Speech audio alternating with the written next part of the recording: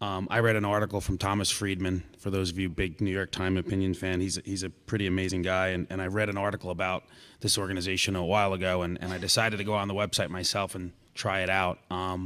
First, it kind of got out there. The experience itself, I have to say, quite frankly, if we're just talking about user experience, it was actually very easy to use, and it was interesting as I kind of went through the process of picking the areas of interest for me, how I really started kind of feeling, I thought I knew where I was politically, but as I kind of played things out and saw what was important to me, it was just a very interesting process.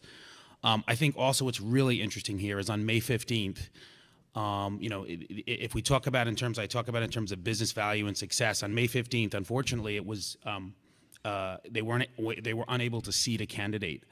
And also, unfortunately, they had a really great website that I was going to pull some quotes from, but on June 11th, yesterday, they pulled it down, so I don't have those. But what I would say is I look at this as future thinking. I look at this as visionary. I look at this as a platform. The first time a true platform was put out there for people to think about, I would have been completely blown away if this was wildly successful the first time out. But I believe that this is the first step, and I believe that there's a generation that is coming up, Generation C, as they like to call it. They're connected, they're communicating. This is the type of platform that they're going to be looking for.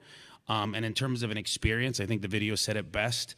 Politics is broken. Politics is a shitty experience right now for all of us here in this room, and I think that they try to create something different. And I really am honored, and I'm actually want to shake the hand of the people that did this, because it took a lot of time, a lot of heart, a lot of money, and there's been a lot of letdown kind of, towards the end of this, but I think this is an absolute success story, so I think we owe them all a round of applause. It's great stuff. Thank you very much. Cheers. Absolutely. And you can just sort of give up and not vote and crawl in a little cave and do nothing, or you can do what they did, right? And I consider them and rootstrikers.org to be crucial first steps into getting something done and to getting things changed. There are a lot of forces against fixing anything because they're fat and happy and like it just the way it is. So this has got to be like the civil rights movement, like getting rid of slavery. Like, this is a generational thing, and we might as well start now, and they are taking the first steps. So thank you.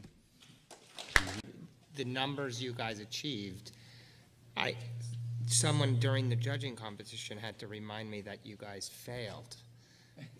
I was like, how is this a fail? What is it? I couldn't even under not seating the candidate thing. The reach you guys had and everything, you just have to continue this mission in every way possible. That was me. I'm not a huge fan of of the client. And Tom Friedman makes me want to throw up in my mouth. But the user experience work was very, very good. And on that alone, I'm happy to see you guys getting away.